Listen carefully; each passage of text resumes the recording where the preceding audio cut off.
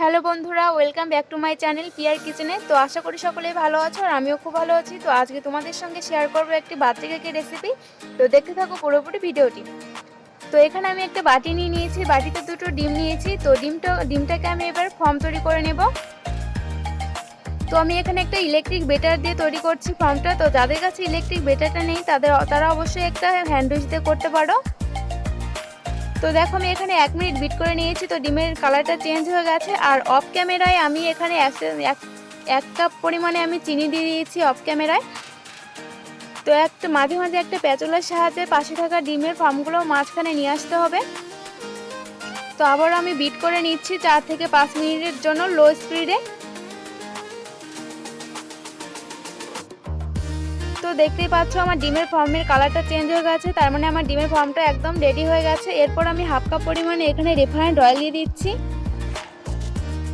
আর এখানে দিয়ে দেবো ভ্যানিলা এসেন্স, যাতে ডিমের কোনো কাঁচা গন্ধ না করে। তো 4 থেকে 5 ড্রপ আমি এখানে ভ্যানিলা এসেন্স দিয়ে দিয়েছি। এরপর আমি আবার 3 সেকেন্ডের মতো আমি একটু বিট করে নিচ্ছি মেশানোর জন্য। তো যারা আমার চ্যানেলে নতুন এসেছে তাদেরকে বলছে অবশ্যই চ্যানেলটিকে সাবস্ক্রাইব করবে এবং পাশে থাকা বেল আইকনটিতে ক্লিক করবে, যাতে পরবর্তী কোনো ভিডিও আপলোড করলে শীঘ্রই ভিডিওটি তোমাদের কাছে পৌঁছে যায়। তো এরপর আমি এখানে স্ট্রবেরি এসেন্স দিয়ে দিচ্ছি, যাতে কেকের একটা সুন্দর একটা ফ্লেভার আসে। তো এটা চাইলে তোমরা স্কিপ করতে পারো।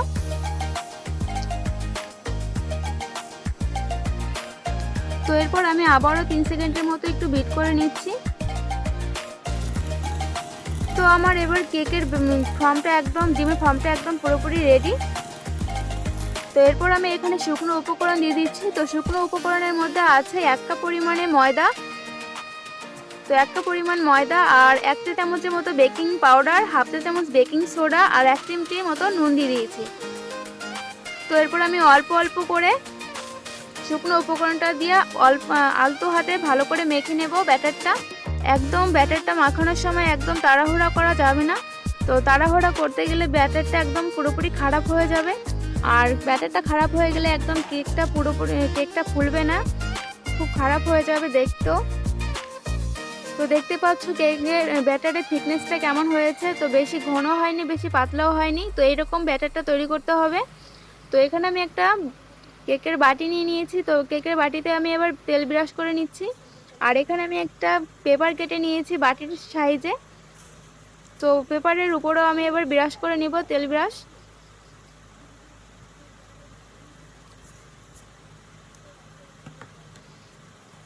তো আমি তেলটা ব্রাশ করে নিচ্ছি। তো দেখতেই পাচ্ছ তো আমার তেলটা ব্রাশ করা হয়ে গেছে। এরপর আমি ব্যাটারটা বাটিতে দিয়ে দিচ্ছি। তো তার আগে আমি এখানে 1 চা চামচের মতো হোয়াইট ভিনিগার দিয়ে দিয়েছি, যাতে হোয়াইট ভিনিগার দেওয়ার একটাই কারণ কেকটা যতটুকু ফুলবে ততটুকুই থাকবে, একদম কমে যাবে না। তো এরপর আমি বাটিতে কেকের ব্যাটারটা দিয়ে দিচ্ছি। তো বন্ধুরা, ভিডিওটি যদি ভালো লেগে থাকে অবশ্যই চ্যানেলটিকে সাবস্ক্রাইব করবে এবং পাশে থাকা বেল আইকনটিতে ক্লিক করবে। তো বাটিতে আমি একটা টুথপেস্ট নিয়ে আমি এবার একটু নেড়ে চেড়ে নিচ্ছি, যাতে ভিতরে কোনো ফাঁকা না থাকে। তো এটা একদম পুরোপুরি করতে হবে। আর এরপর আমি একটু বাটিটাকে ড্যাব করে নিচ্ছি। তো আমার সব কিছু একদম কমপ্লিট। এরপর আমি প্রেসার কুকারে কেকের বাটিটা বসিয়ে দিয়েছি। তো কেকের প্রেসার কুকারের মধ্যে আমি কিছুই দিইনি, শুধু একটা স্ট্যান্ড দিয়ে আমি কেকটা বসিয়ে দিয়েছিলাম 40 থেকে 35 মিনিটের মধ্যে। তো আমার কেকটা হয়ে গেছে পুরোপুরি, দেখতে পাচ্ছ একদম কাঁচা নেই।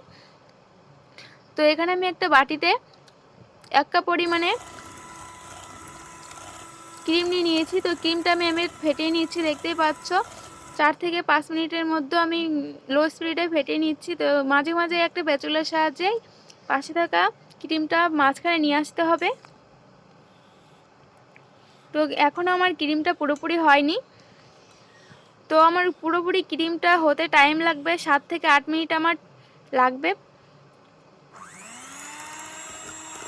তো বন্ধুরা, কেকের ক্রিমটা হয়ে গেলে আমি ডেকোরেশনটা পুরোপুরি করে তোমাদেরকে কেকের ছবিটা একদম পুরোপুরি দেখাবো। তো আমার কেকের ক্রিমটা একদম পুরোপুরি হয়ে গেছে। তো এরপর আমি কেকটাকে ডেকোরেশন করে নিচ্ছি। তো ভালো লাগলে অবশ্যই একটা সাবস্ক্রাইব